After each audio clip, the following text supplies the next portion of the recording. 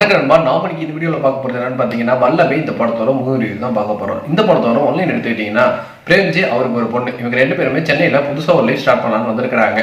வந்த ஒரு இடத்துல பொண்ணுகிட்ட எவனோ வந்து தப்பாக நடந்துக்கிட்டான் அப்படிங்கிற ஒரு விஷயம் பிரேம்ஜிக்கு தெரிய வர, இந்த விஷயம் பொண்ணுக்குமே வந்துட்டு தெரிய வர, இவங்க ரெண்டு பேருமே சேர்ந்து நம்ம தப்பாக நடந்துக்கிட்ட யார் அப்படிங்கிறத கண்டுபிடிச்சி அவனை எப்படி பழி வாங்க போறாங்கன்னா படத்தோட மீதி கதையா இருந்தது. இது ஒரு நார்மல் ரிவெஞ்ச் ட்ராமா. இந்த மாதிரியான ட்ராமாவை ஏகப்பட்ட படங்கள்ல பார்த்துருக்கோம்.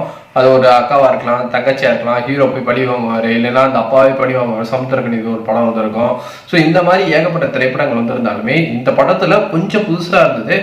இந்த பொண்ணு ஸ்கூல் படிக்கிற பொண்ணு, அவங்க சுயநினைவு இல்லாத ஒரு சமயத்துல ஒருத்தன் தப்பா நடந்துக்கிட்டான். அவன் யாருங்கிறத கண்டுபிடிச்சு அந்த பொண்ணுக்கு சொல்ல பிரேம்ஜி பின்னாடி இருந்து ஒரு பேக்கப்பா இதை செயல்படுத்தி முடிக்கிறான்னா அவன் எப்படி கொலை பண்ண போறாங்கிறது தான் படத்தோட கதையாவே இருந்தது.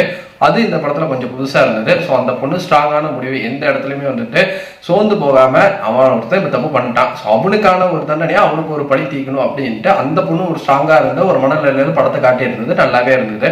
ஆனா இதை தவிர்த்து படத்துல வந்து பிரேம்ஜி ரொம்ப நல்லாவே பண்ணியிருந்தாரு. ஒரு அந்த பொண்ணுக்கான ஒரு அப்பா கேரக்டர் வந்துட்டு மெச்சூர்டா வந்துட்டு பண்ணியிருந்தாரு. எந்த இடத்துலையுமே வந்துட்டு ஹியூமர் அப்படிங்கிறது இல்லாம படத்தை வந்துட்டு எடுத்துக்கிட்ட நேர்கோட்டில் அழகா கொண்டு போய் முடிச்சிருந்தாங்க. எனக்கு என்னன்னா இவங்க அந்த கண்டுபிடிக்கிற விஷயம், அதுக்கப்புறம் அவங்க கொல்ல ட்ரை பண்றது, அது எல்லாமே வந்துட்டு ரொம்ப வந்துட்டு ஒரு ஃபிளாட்டா வந்துட்டு போயிடுச்சு. போர் அடிக்கிற மாதிரி தான் இருந்தது. எந்த ஒரு காட்சியுமே பெருவெறுப்பாகவும் இல்லை. இவங்க எப்பரா தப்பிக்க போறாங்க, எப்பரா கொல்ல போறாங்கன்னு ஒரு இதுவுமே கிடையாது.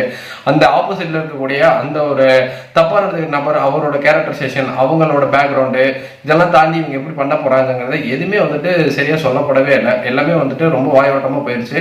ஸோ இந்த பொண்ணு வந்துட்டு பிளான் பண்ற அளவுக்கு பிரேம்ஜிகிட்ட எதுவுமே வந்துட்டு ஒரு பிளானிங் அப்படிங்கிறது வந்துட்டு கிடையாது. ஸோ படத்தை வந்துட்டு ரொம்ப ஃபிளாட்டா வந்துட்டு முடிச்சனால எனக்கு ஒரு பிலாவரஜன படம் பார்த்த ஃபீல் தான் வந்துட்டு இந்த படம் கொடுத்துருந்தது. நீங்க இந்த படம் பார்த்தீங்கன்னா உங்களுக்கு எப்படி பிடிச்சிங்க நம்மளோட கமெண்ட் செக்ஷன்ல வந்துட்டு தட்டி விட்டுருங்க. நன்றி, வணக்கம்.